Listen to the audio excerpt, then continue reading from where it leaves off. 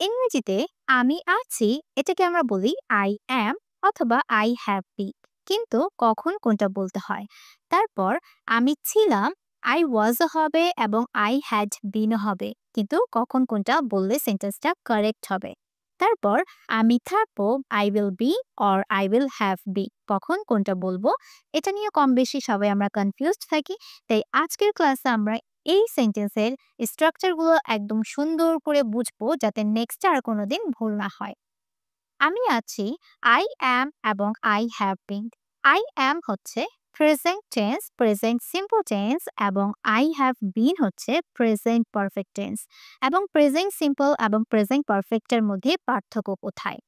ধরুন আপনি বুঝাচ্ছেন যে আপনি এখন সিলেটে আছেন।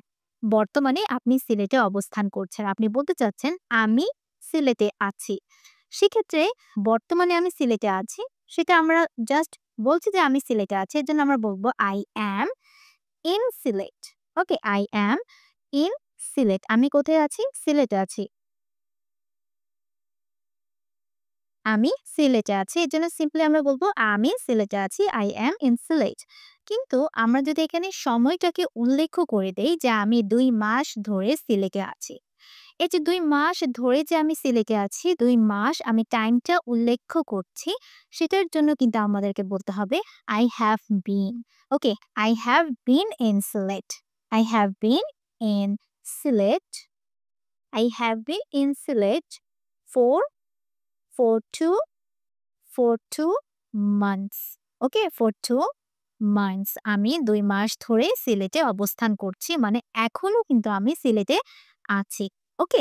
এটা কিন্তু present perfect tense. Present perfect tense structure হচ্ছে আমরা হ্যাভ, হ্যাজ ব্যবহার করার পর সাবজেক্ট অনুযায়ী হ্যাভ, হ্যাজ ব্যবহার করার পর ভার্বের পাস্ট পার্টিসিপল ফর্ম ব্যবহার করছি। এখানে বি ভার্বের পাস্ট পার্টিসিপল ফর্ম হচ্ছে বিন। এজন্য এখানে বিনটা ইউজ করতে হবে। I have been in Sylhet for 2 months। আমি ২ মাস ধরে সিলেটে অবস্থান করছি। এখন আমি আছি এটার জন্য আমরা কি করি? I am। Okay, I am আমি আছি। তারপর তুমি আছো you are, you are। সে আছে he is, she is। এটা আছে it is, তাই না? তারপর আমরা আছি we are, তারা আছে they are। ওকে, তাহলে আবার দেখেন যদি আমরা অতীত করি যে আমি ছিলাম সিলেটে, বা আমি ছিলাম ঢাকায়। I was in Dhaka. Okay, I was in Dhaka. আমি ঢাকায় ছিলাম। ওকে, এখন এটা আপনি সাধারণ বাক্য বলছেন। কোনো সময় কিছু উল্লেখ করছেন না। সিম্পলি আপনি বলছেন যে আমি ঢাকায় ছিলাম। সেক্ষেত্রে বলতে হবে I was in ঢাকা। কিন্তু যদি বলি যে আমি ১ মাস ধরে বা আমি ২০০০ সাল থেকে ঢাকায় ছিলাম। ২০০০ সাল থেকে আমি ঢাকায় ছিলাম। তখন কিন্তু বলতে হবে I had been। Okay, I had been in Dhaka।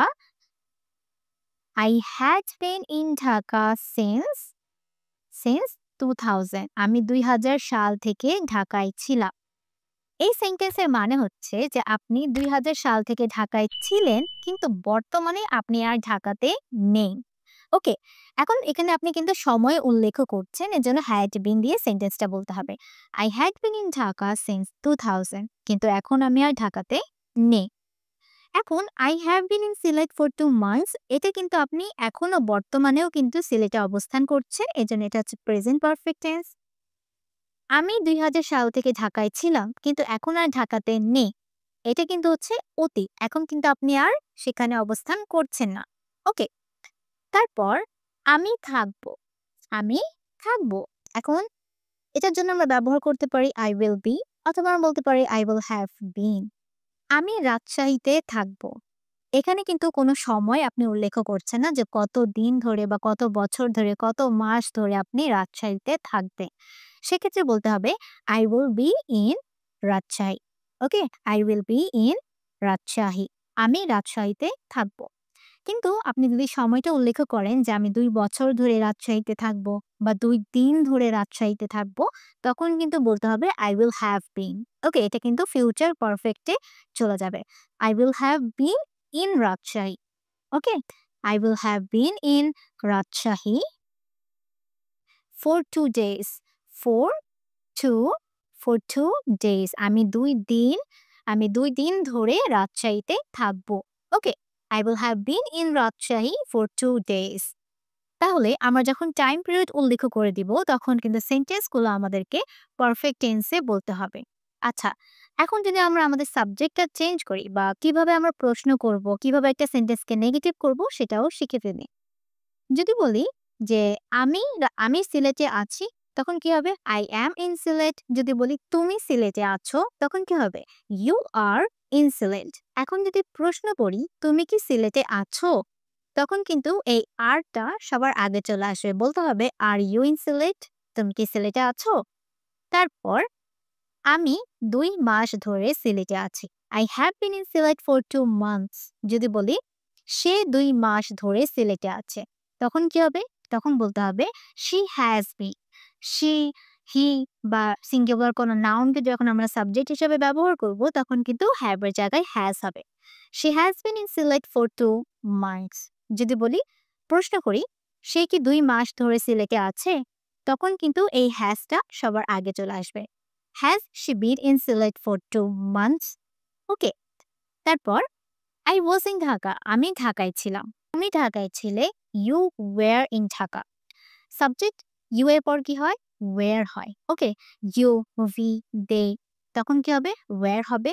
I, he, she, it বা সিঙ্গুলার কোনো নাউন থাকলে was হয়। তাহলে you were in ঢাকা। তুমি কি ঢাকায় ছিলে? Were you in Dhaka? ওকে। তারপর আমি ২০০০ সাল থেকে ঢাকায় ছিলাম। I had been in Dhaka since 2000। তুমি ২০০০ সাল থেকে ঢাকায় ছিলে। You had been in Dhaka since 2000। যদি প্রশ্ন করি তুমি কি ২০০০ সাল থেকে ঢাকায় ছিলে? তখন কিন্তু বলতে হবে had you been। Okay? had you been in Dhaka since 2000? তারপর আমি রাজশাহীতে থাকবো কোনো সময় কিন্তু উল্লেখ নয়। I will be in Rajshahi. তুমি রাজশাহীতে থাকবে। You will be in Rajshahi. তুমি কি রাজশাহীতে থাকবে? Will you be in Rajshahi? তারপর আমি ২ দিনের জন্য রাজশাহীতে থাকবো বা আমি ২ দিন ধরে রাজশাহীতে থাকবো। তখন বলতে হবে I will have been in Rajshahi for 2 days। তুমি ২ দিন ধরে রাজশাহীতে থাকবে। You will have been in Rajshahi for 2 days। তুমি কি ২ দিন ধরে রাজশাহীতে থাকবে? তখন কি হবে? তখন বলতে হবে Will you have been? Will you have been in Rajshahi for 2 days? ওকে।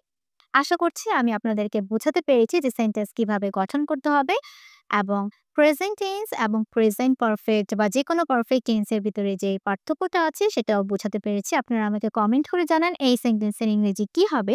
সবাই ভালো থাকবেন। আসসালামু আলাইকুম।